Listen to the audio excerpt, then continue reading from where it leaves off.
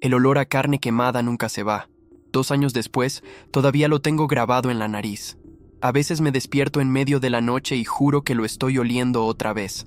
El olor de mi abuela quemándose viva en ese sótano mientras golpeaba la puerta de metal gritando por ayuda. Yo estaba del otro lado, con la llave en la mano, escuchando cada grito, sintiendo el calor que atravesaba la puerta. Y no hice nada. Me quedé ahí parado, escuchando cómo se moría lentamente. O eso creía, porque mi abuela no murió. Sobrevivió con el 80% de su cuerpo quemado. Ahora está en una cárcel, en una unidad de cuidados especiales, sufriendo cada segundo de cada día. Y yo estoy aquí, con una condena de 15 años, contando la historia de por qué lo hice. Durante mi juicio, algo pasó que nunca había pasado en la historia de ese juzgado. El juez lloró, no una lágrima discreta, lloró abiertamente, con sollozos que llenaron la sala, frente a todos. Los periodistas lo grabaron. Salió en las noticias. Juez llora al escuchar razones de acusado que quemó viva a su abuela. Todos querían saber qué había dicho yo que hizo llorar a un hombre que había visto los peores crímenes durante 30 años de carrera. ¿Qué historia podía ser tan devastadora que un juez perdiera la compostura en plena corte? Hoy voy a contarla, toda, sin filtros, sin omitir los detalles que los abogados me dijeron que era mejor callar, porque llevo 2 años cargando con esto solo. 2 años en esta celda, rodeado de criminales que me miran con una mezcla de miedo y respeto cuando se enteran de lo que hice. 2 años preguntándome si hice lo correcto, o si simplemente me convertí en el mismo tipo de monstruo que mi abuela era. Me llamo Matías, tengo 23 años. Llevo 2 años encerrado aquí, y me quedan 13 por delante. 13 años mirando estas paredes, comiendo esta comida sin sabor, durmiendo en este colchón que huele a sudor y a fracasos. 13 años para pensar en cada decisión que tomé esa noche. 13 años para recordar la cara de mi hermana cada vez que cierro los ojos. Porque esto no es solo mi historia, es la historia de Marina, mi hermana gemela, mi otra mitad, la persona más importante en mi vida. Y la razón por la que estoy aquí. Nací exactamente 3 minutos antes que Marina. Mis padres siempre decían que yo salí primero porque quería protegerla del mundo. Qué irónico, porque al final no pude protegerla de nada. No pude salvarla de la persona que se suponía que debía cuidarnos a ambos. Cuando teníamos 5 años, nuestros padres murieron en un accidente automovilístico, o eso nos dijeron. Un choque en la carretera, el auto se salió del camino, cayó por un barranco. Murieron instantáneamente. Marina y yo quedamos huérfanos de la noche a la mañana, y nuestra abuela Catalina, la madre de nuestra mamá, se ofreció a criarnos. Catalina era conocida en todo el pueblo como una santa. Iba a misa todos los días. Organizaba eventos de caridad. Ayudaba en el comedor comunitario. Todo el mundo la adoraba. Qué bendición que esos pobres niños tengan una abuela tan devota, decían. Dios los está cuidando a través de ella. Pero vivir con la abuela Catalina era raro. Había reglas estrictas. Rezar 3 veces al día, mínimo. No podíamos ver televisión excepto programas que ella aprobara. No podíamos tener amigos que ella no conociera personalmente. La casa siempre olía a incienso y a velas. Había crucifijos en cada pared, en cada habitación, hasta en el baño. Y había una puerta en el sótano que siempre estaba cerrada con llave. Cuando le preguntábamos qué había ahí, la abuela decía que eran solo cosas viejas, cosas de antes, que no era importante, que nunca intentáramos abrirla. Marina y yo crecimos en esa casa. Fuimos a la escuela. Sacamos buenas notas porque si no, la abuela nos castigaba rezando el rosario de rodillas durante horas.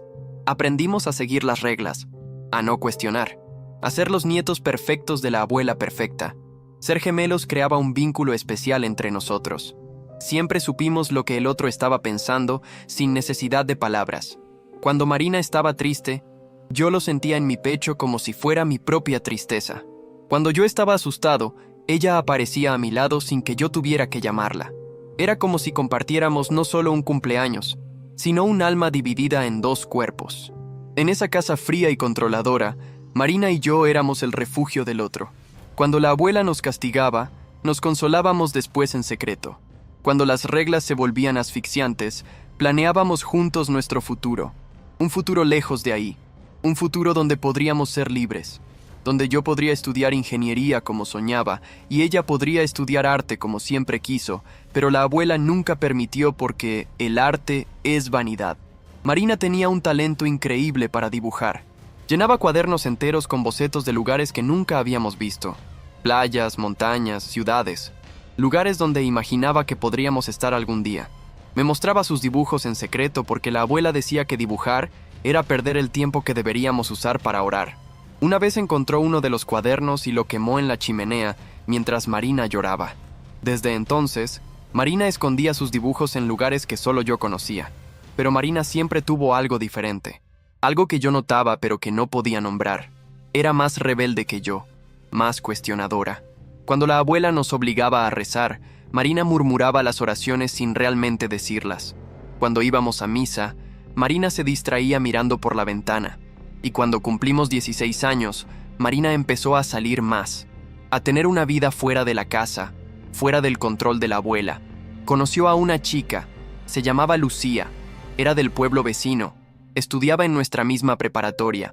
Al principio Marina me dijo que era solo una amiga, una buena amiga, pero yo conocía a mi hermana mejor que nadie. Vi cómo sus ojos se iluminaban cada vez que mencionaba su nombre. Vi cómo sonreía cuando le llegaba un mensaje. Vi cómo se arreglaba más cuando sabía que iba a verla. Una noche, cuando teníamos 17 años, Marina me confesó la verdad. Estábamos en su cuarto con la puerta cerrada, hablando en susurros para que la abuela no escuchara desde abajo. «Matías», me dijo con voz temblorosa, «necesito contarte algo, y necesito que no me juzgues». «Nunca te juzgaría», le respondí. «Eres mi hermana, mi gemela. Puedes contarme cualquier cosa». «Lucía no es solo mi amiga», me dijo. «Es mi novia. Yo soy lesbiana, Matías, y estoy enamorada de ella». La abracé. Le dije que la amaba sin importar nada, que su felicidad era lo único que me importaba, que su secreto estaba seguro conmigo, y le advertí que nunca, bajo ninguna circunstancia, le dijera a la abuela, porque yo sabía, aunque Marina no quisiera aceptarlo, que la abuela nunca lo entendería, que la abuela, con su religiosidad extrema, lo vería como algo imperdonable. Marina me prometió que nunca le diría, que mantendría su relación en secreto hasta que pudiéramos irnos de esa casa. Solo teníamos que aguantar un año más, un año hasta graduarnos, un año hasta poder mudarnos a la ciudad a estudiar, un año hasta ser libres. Pero los secretos tienen una forma de salir a la luz de las peores maneras posibles. Cuando teníamos 18 años, recién graduados de la preparatoria, trabajando para ahorrar dinero para la universidad, sucedió algo. La abuela encontró el teléfono de Marina desbloqueado. Leyó los mensajes con Lucía. Vio las fotos. Vio las conversaciones donde Marina hablaba de sus planes de futuro juntas. Vio todo. Yo no estaba en casa cuando pasó. Estaba en mi turno en el supermercado. Volví cerca de las 10 de la noche y encontré a la abuela sentada en la sala, con el teléfono de Marina en la mano, con una expresión en la cara que nunca había visto antes. Algo entre furia y asco, y algo más oscuro que no pude identificar. «¿Dónde está Marina?», le pregunté. «En su cuarto, orando», me respondió sin mirarme, pidiéndole perdón a Dios por sus pecados. Subí corriendo. La puerta de Marina estaba cerrada con llave desde afuera. Golpeé, grité su nombre. Escuché su voz del otro lado, asustada, llorando, diciéndome que la abuela la había encerrado, que le había quitado su teléfono, que le había gritado cosas horribles. Bajé hecho una furia. Le exigí a la abuela que me diera la llave.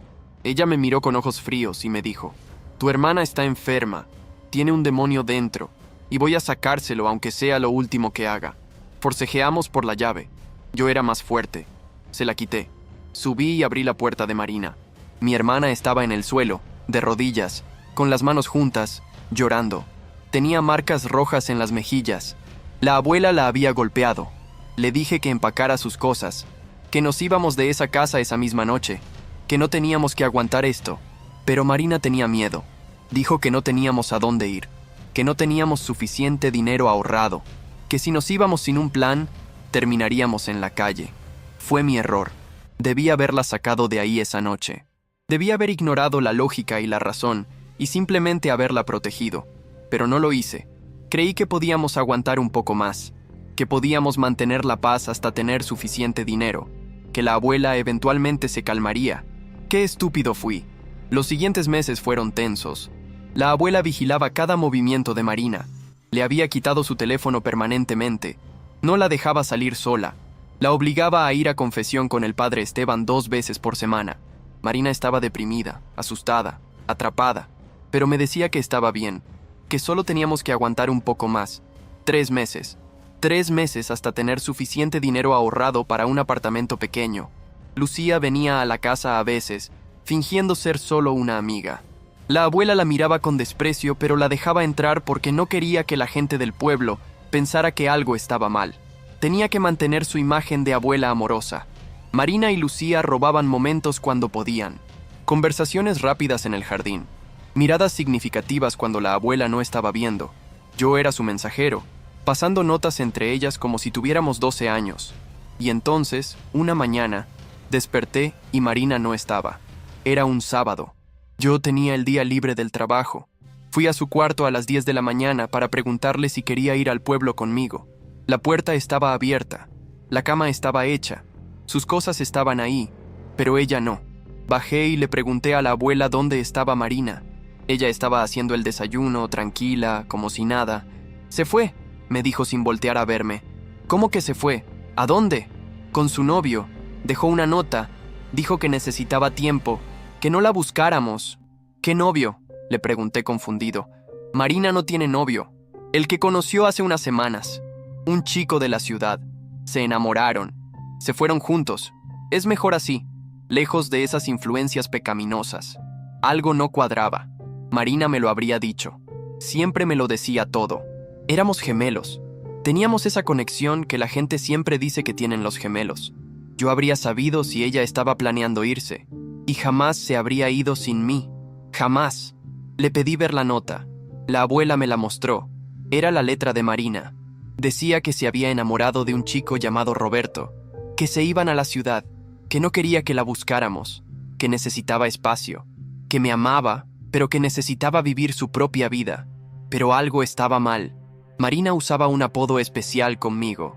Siempre me llamaba Mati en sus notas. En esta nota me llamaba Matías. Formal, distante. No era ella, no podía ser ella. Fui a casa de Lucía.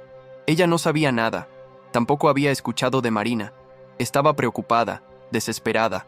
Me dijo que Marina le había mandado un mensaje la noche anterior diciendo que la amaba y que pronto estarían juntas. Nada sobre irse con un chico. Nada sobre Roberto. Llamé a la policía. Reporté a Marina como desaparecida. Vinieron a la casa, hablaron con la abuela, vieron la nota. Les mostré los mensajes entre Marina y Lucía. Les dije que mi hermana era lesbiana y que estaba planeando mudarse conmigo, no con un chico desconocido. Pero la nota estaba ahí, con su letra, con su firma. Y Marina era mayor de edad. Tenía 18 años. Podía irse si quería. Antes de seguir, antes de contarte lo que descubrí 6 meses después, necesito pedirte algo.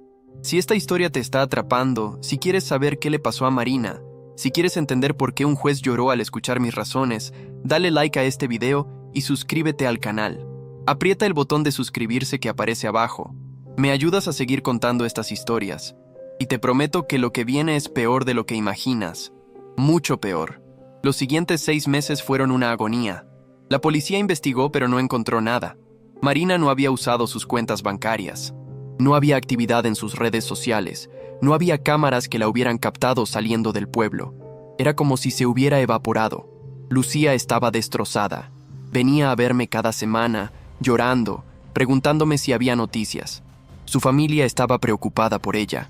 Había perdido peso. Tenía ojeras permanentes. Dejó de ir a clases en la universidad. Su vida se había detenido el día que Marina desapareció. Su abuelo, un juez muy conocido en la región, hasta usó sus contactos para presionar a la policía a seguir buscando. Pero incluso con toda su influencia, no encontraban nada. Yo tampoco estaba bien. Había dejado de trabajar. No podía concentrarme en nada. Pasaba los días buscando, pegando carteles con la foto de Marina por todo el pueblo y los pueblos vecinos, llamando a hospitales, a morgues, a refugios para personas sin hogar, a centros de rehabilitación, a cualquier lugar donde pudiera estar. Nada. Marina había desaparecido sin dejar rastro. Desarrollé insomnio. Cuando intentaba dormir tenía pesadillas. Veía a Marina llamándome, pidiendo ayuda. pero yo no podía alcanzarla. Corría hacia ella, pero cada vez estaba más lejos. Y despertaba sudando, gritando su nombre, sabiendo que algo terrible le había pasado, pero sin poder probar nada. Perdí 15 kilos. Mi ropa me quedaba grande. Mis amigos dejaron de llamarme porque no les respondía. Mi vida entera se había reducido a una sola cosa: encontrar a Marina. O al menos encontrar respuestas, porque la incertidumbre era peor que cualquier verdad, por horrible que fuera. Y mientras tanto, la abuela seguía con su vida normal. Iba a misa, organizaba sus eventos de caridad, sonreía y aceptaba condolencias de los vecinos que le decían qué terrible era que su nieta la hubiera abandonado así. Y yo la miraba y sentía algo creciendo dentro de mí. Sospecha, desconfianza, algo más oscuro. Empecé a vigilarla, a seguirla cuando salía, a revisar sus cosas cuando no estaba. Buscaba algo, cualquier cosa que me dijera qué había pasado realmente con Marina, porque yo sabía, en lo más profundo de mi ser, que la abuela sabía más de lo que decía, que había algo que nos estaba ocultando. 3 meses después de la desaparición de Marina, encontré algo. Estaba limpiando el ático y encontré una caja vieja con fotografías de cuando mis padres estaban vivos. Y debajo de las fotos había documentos, reportes policiales del accidente, pero estos reportes eran diferentes a los que yo había visto. Estos tenían notas al margen, preguntas sobre inconsistencias, sospechas de que no había sido un accidente, menciones de que mi padre había hecho una denuncia días antes de morir, que había dicho que temía por su vida y la de su familia, pero la investigación se había cerrado, archivada como accidente, sin más preguntas. Y la firma que había autorizado cerrar el caso era del padre Esteban, quien en ese entonces era capellán de la policía. Empecé a investigar más. Hablé con personas que conocían a mis padres, vecinos viejos que recordaban esa época. Y poco a poco, empecé a armar una imagen diferente de la que me habían contado toda mi vida. Mis padres no se llevaban bien con la abuela. Había tensión. Mi padre había descubierto algo sobre ella, algo sobre cómo trataba a los niños. Había hablado de quitarnos de su cuidado, y semanas después murieron en ese accidente, pero no podía probar nada. Eran solo rumores, sospechas de hace más de una década, sin evidencia, sin testigos, solo mi intuición diciéndome que algo estaba muy mal, que la mujer que me había criado era algo más oscuro de lo que nadie imaginaba. Y entonces, 6 meses después de la desaparición de Marina, lo encontré.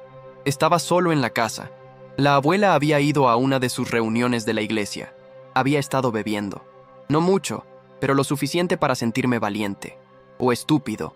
Bajé al sótano, a esa puerta que siempre había estado cerrada.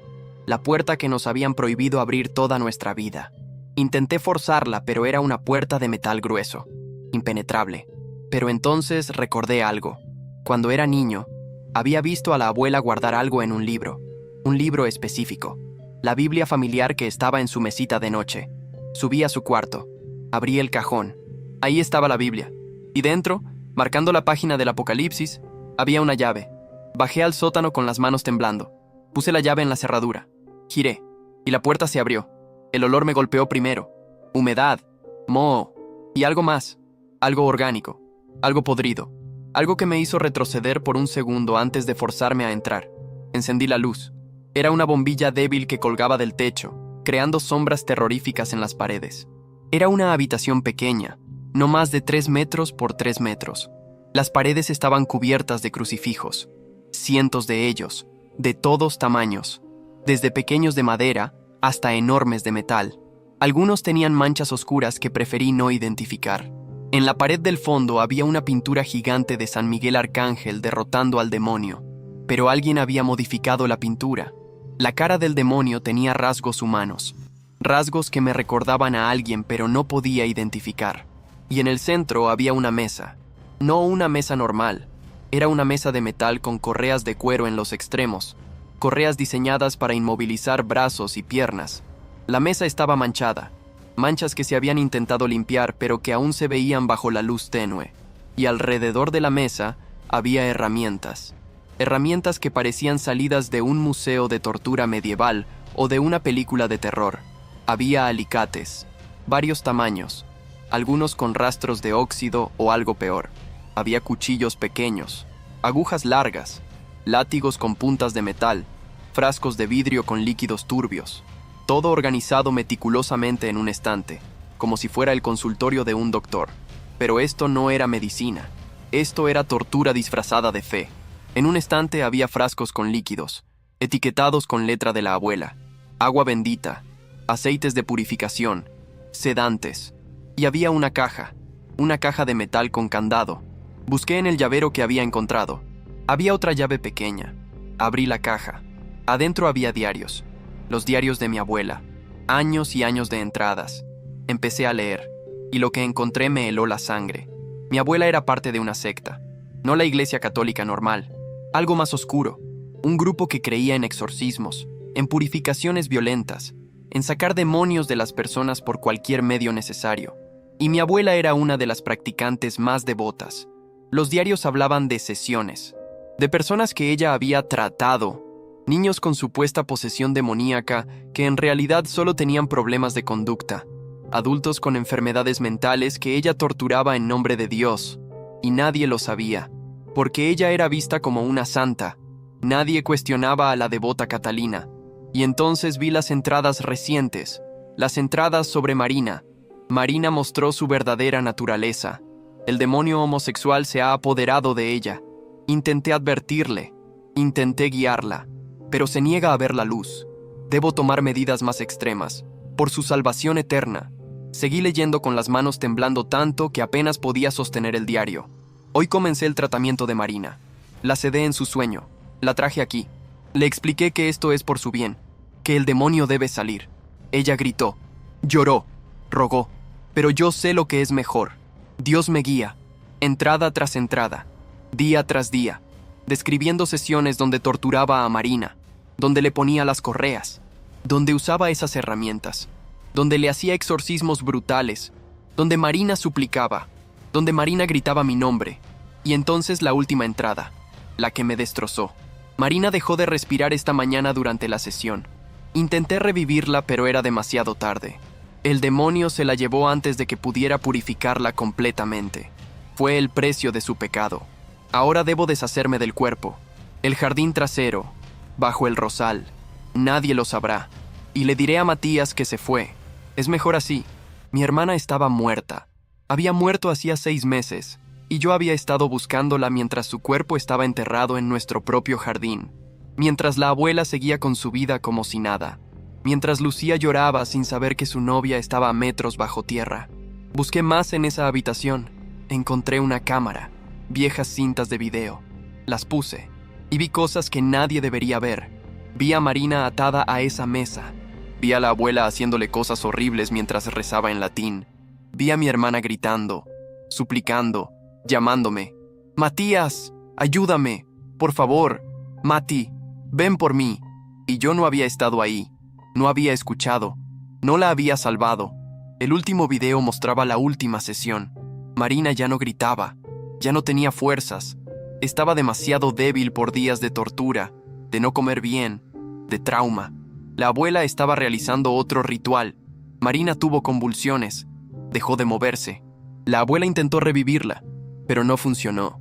Y lo último que se veía en el video era la abuela cerrando los ojos de Marina, diciendo, «Que Dios tenga misericordia de tu alma pecadora». Subí de ese sótano con los diarios, las cintas y algo roto dentro de mí, algo que nunca iba a volver a estar entero. Fui directo al jardín trasero, al rosal que la abuela tanto cuidaba, y cavé con las manos, con una pala, con lo que pude, y ahí estaba, una manta, envuelta, y dentro, los restos de Marina, mi hermana, mi gemela, enterrada como basura en nuestro propio jardín. No lloré, no grité. Sentí algo más allá del dolor. Sentí una calma fría, una certeza absoluta de lo que tenía que hacer. Llamé a la policía. Les dije que vinieran, que había encontrado a Marina, que tenía evidencia, pero también sabía que eso no era suficiente. Sabía que el sistema podría fallar, que la abuela tenía conexiones, que el padre Esteban podría ayudarla otra vez, que podría salirse con la suya de alguna forma. Esperé a que la abuela volviera de su reunión.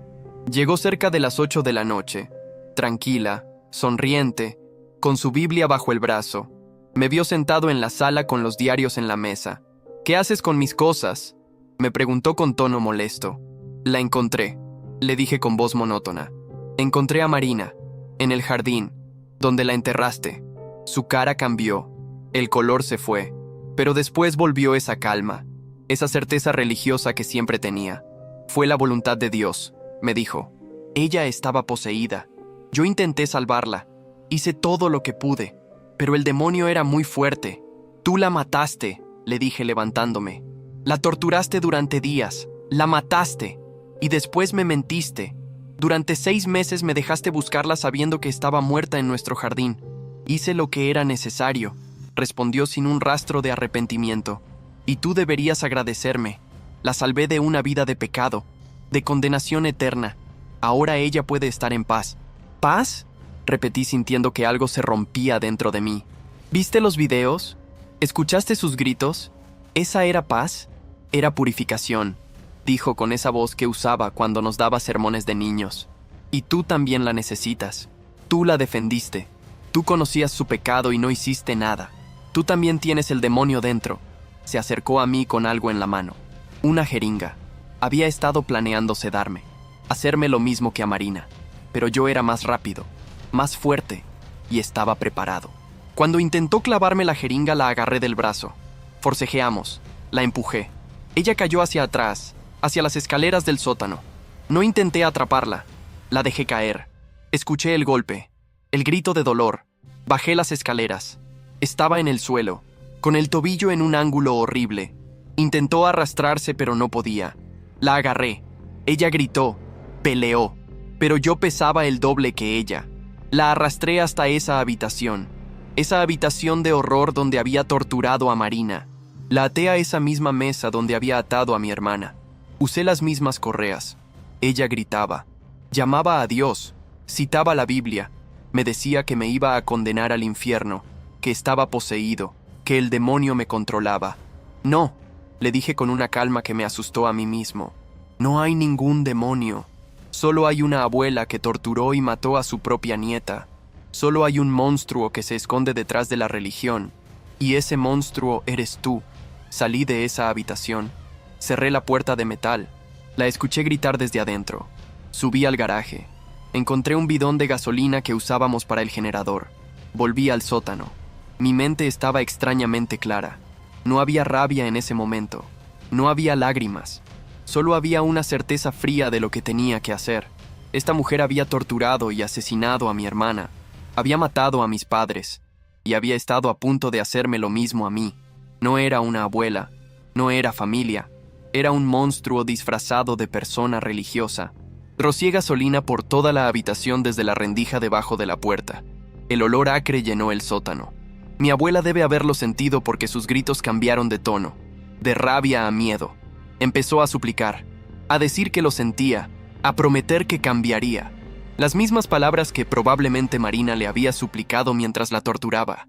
Puse un trapo empapado en gasolina justo bajo la puerta y prendí un fósforo. Vi la pequeña llama naranja bailar en la oscuridad del sótano y después la dejé caer. El fuego se extendió rápido, mucho más rápido de lo que esperaba. La gasolina creó una línea de fuego que se coló por debajo de la puerta. Escuché el sonido del fuego crepitando, y después escuché el sonido que nunca voy a olvidar.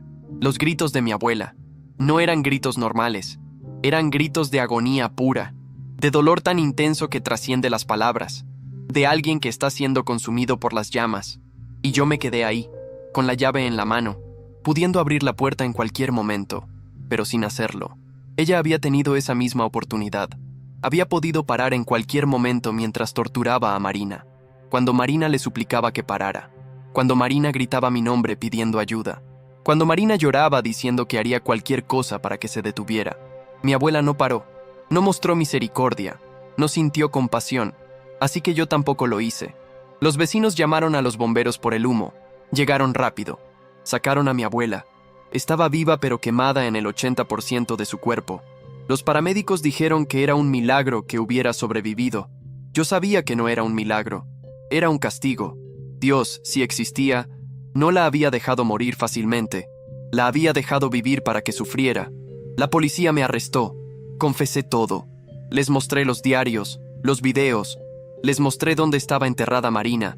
Excavaron. La encontraron. Exhumaron también a mis padres. Encontraron veneno en sus huesos. Mi abuela los había matado también. El juicio fue un circo mediático. La abogada defensora argumentó que yo había actuado bajo trauma extremo, que había descubierto que mi hermana gemela había sido torturada hasta la muerte, que había actuado en defensa propia cuando mi abuela intentó drogarme para hacerme lo mismo. La fiscal argumentó que quemarla viva fue excesivo, que debía haber llamado a la policía y dejar que la justicia actuara. Pero lo que nadie esperaba era lo que pasó cuando proyectaron los videos en la corte. La sala estaba llena, periodistas, curiosos, familiares. Y Lucía estaba ahí, la novia de Marina. Quería saber qué había pasado realmente con el amor de su vida. Su abuelo, el juez Vargas, estaba presidiendo el caso. Un hombre de 60 años, conocido por ser duro pero justo. Había visto los peores crímenes en sus 30 años de carrera. Nada lo movía. Nada lo afectaba visiblemente. Pusieron los videos, advertencias previas, contenido explícito, violencia gráfica, pero necesitaban verlos para entender la magnitud de lo que mi abuela había hecho. Vimos a Marina, atada, gritando, suplicando, llamándome, llorando, y a mi abuela, realizando esos rituales, golpeándola, quemándola con aceites calientes, haciéndole cosas que no puedo ni describir sin vomitar. Lucía empezó a llorar. Un llanto desgarrador que llenó la sala, y entonces el juez Vargas la miró a su nieta llorando, y después miró la pantalla, y algo en su cara cambió. Se quitó los lentes, se cubrió la cara con las manos, y empezó a temblar. Al principio pensé que estaba conteniendo la rabia, pero después escuché el sonido. Sollozos. El juez estaba llorando. Pidió un receso. Salió de la sala tambaleándose. Su equipo lo siguió preocupado. La sala quedó en silencio. Nadie entendía qué había pasado. Media hora después volvió, con los ojos rojos, con la cara hinchada, y antes de sentarse, pidió permiso para hablar. «Necesito declarar algo», dijo con voz rota. «Mi nieta, Lucía, está en esta sala, y acabo de descubrir, al ver estos videos, que la joven siendo torturada era su novia, la persona que ella amaba.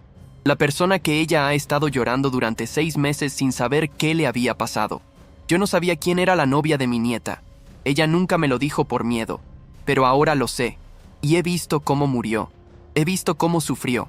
Y nunca, en mis 30 años de carrera, había visto tal maldad, tal crueldad sin remordimiento». Se sentó, se limpió las lágrimas y continuó el juicio. Pero todos sabíamos que algo había cambiado. El juez había visto su caso más personal hasta ahora.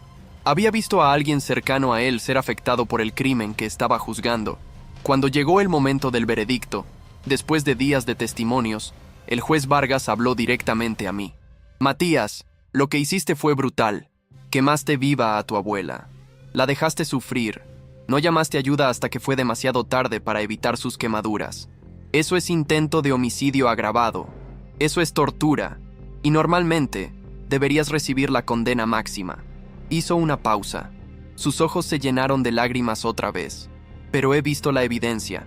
He visto lo que tu abuela le hizo a tu hermana, a tus padres. He visto maldad pura. Y entiendo que actuaste bajo un trauma que ningún ser humano debería experimentar. Descubriste que tu hermana gemela fue torturada hasta la muerte por la persona que debía protegerlos. Y esa misma persona intentó hacerte lo mismo a ti». Respiró profundo. «Por eso, te condeno a 15 años de prisión, no 25, no cadena perpetua, 15. Porque aunque lo que hiciste fue terrible, entiendo por qué lo hiciste. Y si estuviera en tu lugar, con tu edad, con tu dolor, no sé si habría actuado diferente». Se limpió las lágrimas una última vez.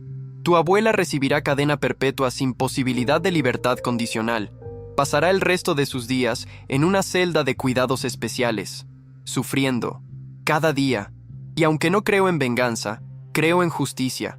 Y hay una justicia poética en que ella pase el resto de su vida con el dolor constante de esas quemaduras, sintiendo lo que hizo sentir a otros».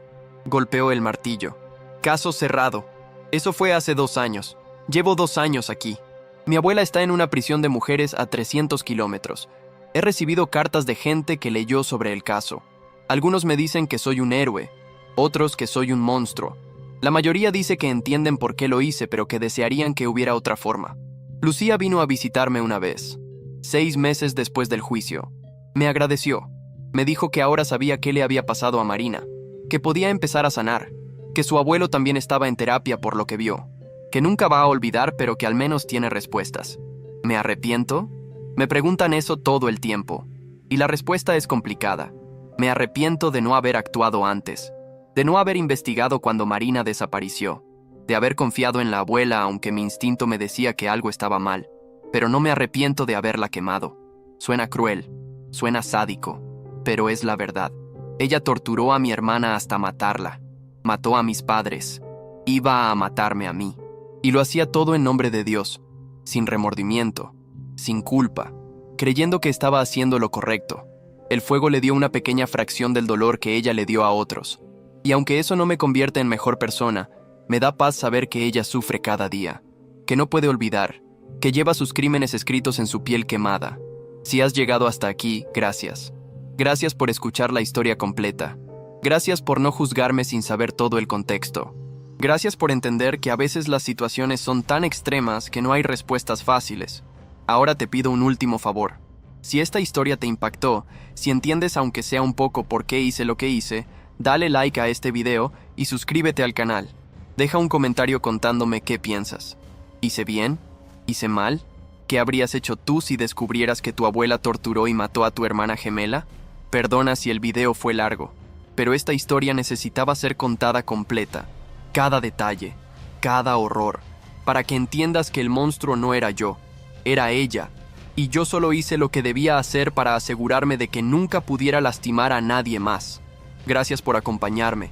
Gracias por ser parte de esta comunidad donde compartimos verdades difíciles, donde no pretendemos tener todas las respuestas. Me quedan 13 años aquí, 13 años para vivir con mis decisiones, 13 años pensando en Marina, en lo que pudo haber sido su vida si la hubiera protegido mejor, si hubiera visto las señales antes.